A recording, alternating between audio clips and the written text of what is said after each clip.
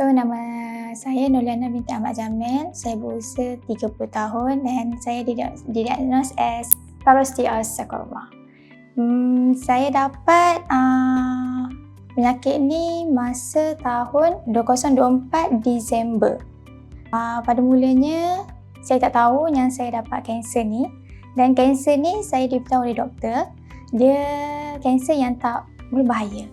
Dia cuma low grade, no stage. So, saya tak ada kemo, saya tak ada radio.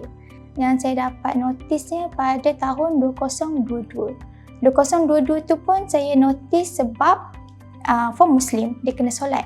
Solat, dia kena duduk antara dua sujud.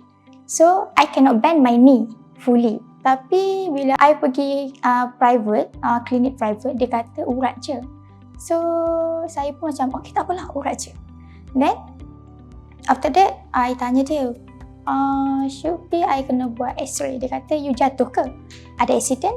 Atau apa-apa yang I terlanggar? Tapi, I cakap tak ada.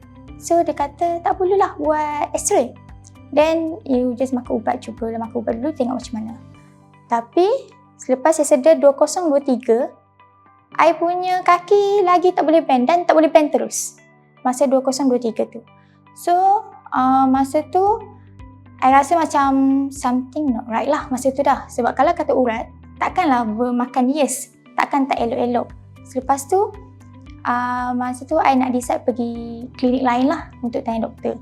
Sebelum I pergi klinik tu, I actually seorang yang lasak dan active person. Masa tu ada weekend, I pergi main indoor playground dengan anak I.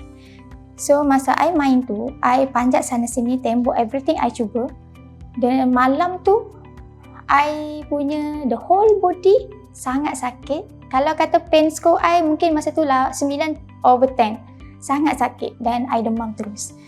The next day tu I pergi klinik dan maksudnya private punya klinik lain. I tanya doktor, I nak buat x-ray dan same question juga dia tanya kenapa.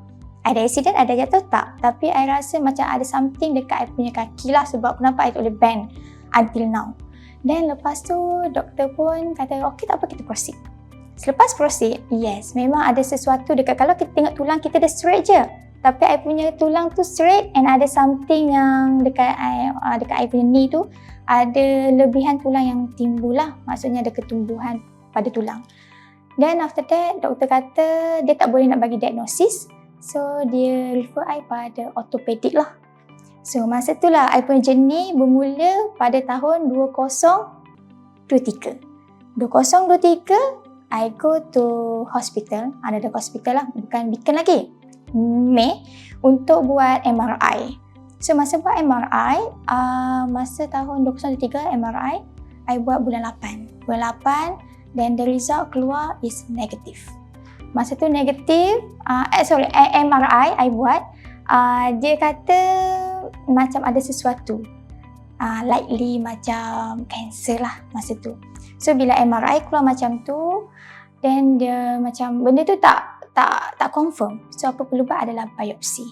So I buat biopsi. First biopsi, I buat open biopsi, maksudnya masuk bilik OT dan buat biopsi. Dia punya result adalah negatif. Maksudnya bukan kanser. Tapi sebabkan radiologi punya department kata dia orang yakin benda tu adalah kanser. So I buat lagi sekali biopsi di tempat yang sama menggunakan CT scan. Dan result dia tetap sama adalah negatif. So, 2 kali negatif. Bila 2 kali negatif, kalau ikutkan I punya patient, I punya minda, I akan cakap, negatif dah lah enough. Benda dah negatif, apa pun kita nak proceed lagi. Tapi, my doctor advice, dia kata, it's okay. Nak tahu benda tu adalah kanser ataupun tak, satu je solution dia, I need to operate and buang the whole tumor tu. So, then I come to Beacon lah. Dr Choong operate I. Masa tu barulah I diagnose as Parosteal Osteosarcoma. Maksudnya kanser, tapi kanser yang tak berbahaya. Cuma dia boleh menjadi agresif bila-bila dia suka. I berjalan macam biasa ni pun I ambil masa dalam masa 2 bulan setengah macam tu. 2 bulan straight. 2 bulan straight lepas tu baru I boleh jalan macam biasa. Same goes to I punya kasut. 6 bulan macam tu I pakai flats, lepas tu baru I boleh pakai heels. So macam tu lah. Parosteal osteosarcoma is actually a surface type of osteosarcoma.